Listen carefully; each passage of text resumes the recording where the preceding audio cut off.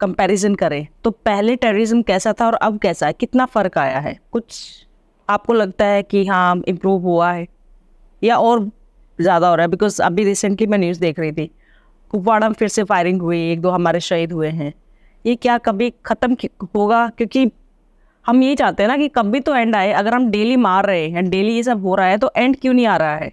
और इतनी worst condition, सबको पता है पाकिस्तान की अभी क्या कंडीशन है, तो इतनी वर्स्ट कंडीशन है, हम रोज टेररिस्ट को मार रहे हैं, तो एंड क्यों नहीं आ रहा है इसका? ये देखो क्या होता है कि आप अभी यंग हो, आप खुद भी, और जो लोग अभी इसको देख रहे हैं, पढ़ रहे हैं, वो भी बड़े यंग हैं, उनको हिस्ट्री नहीं पता।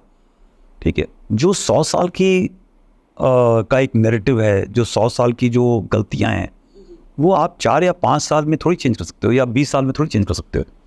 ठीक है, ये तो एक दिमाग का खेल है, एक नैरेटिव्स का खेल है।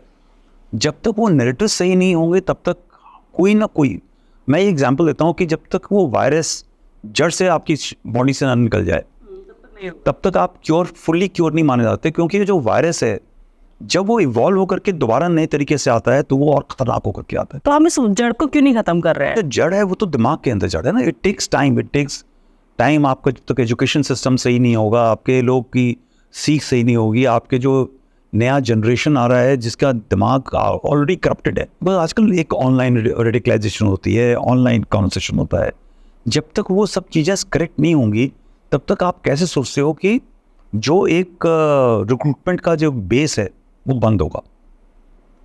और ये तो सोसाइटी का मामला है। जब तक लोग वहाँ के ये समझेंगे नहीं कि ये एक महज टूल है एक बड़ी साजिश के। बड़ी साजिश क्या है? बड़ी साजिश एक जियोपॉलिटिकल एनवायरनमेंट की है कि हमारे देश को लोग चाहते हैं कि किसी न किसी बीमारी में ग्रस्त रहे, वो कभी नॉर्थ ईस्ट में हो, कभी छत्तीसगढ़ में LWE में हो, चाहे कश्मीर के बहाने हो। कोई अगर ये सोचता है कि बाहर के ये जॉर्ज सोरोस टाइप लोग जो हैं या और जो लोग हैं वो हमारे देश का हित सोच रहे हैं, आई थिंक वो गलत है।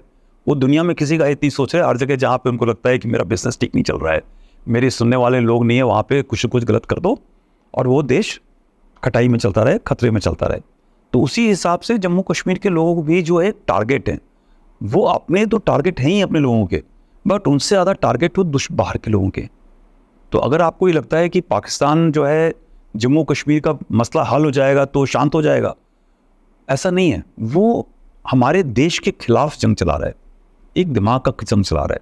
तो जब तक उसका एक एटीट्यूड चेंज नहीं होगा तब तक ये छुटपुट चलते रहेंगे। But now coming to the context only, और 30 ईयर्स 35 ईयर्स, जब ये 90 में शुरू हुआ तो तकरीबन हर रोज 5-10 ऑपरेशन हुआ करते थे।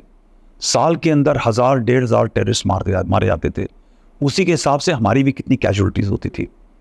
आज 2 महीने के अंदर, 3 महीने में, 1 महीने के अंदर आपको एक इंसिडेंट सुनाई पड़ता है तो आपको लगता है कि ये क्या बड़ा हादसा हो गया। मैं तो 90 से इसका पूरा देखता हूँ, मुझे लगता है कोई बात नहीं है। ये छुटपुट जो भी बीमारी है, ये फोड़े फुंसियाँ हैं, ये कुछ निकल रहे हैं, ये ट्रीट होंगे धीरे धीरे, ये सब भी खत्म होगा। क्योंकि जो यंग पॉपुलेशन है जब वो समझने लगेगी कि ये हमारा बेवकूफ़ बनाया जा रहा है, शायद वो भी उनका दिमाग थोड़ा सा चेंज हो और कन्वर्ट होगा। So I think it's a long process. एक इंडियंस बोलते हैं ना, हमारा स्ट्रेटजिक माइंडसेट नहीं है। हम तो आज कुछ ठीक ठाक हो गया, बड़े खुश, और कल हो गया तो हमें लगता है कि यार क्या सब खराब हो गया। ठीक है, वी कॉल सक्सेस, हम अपनी जीत को जल्दी जीत मान लेते हैं।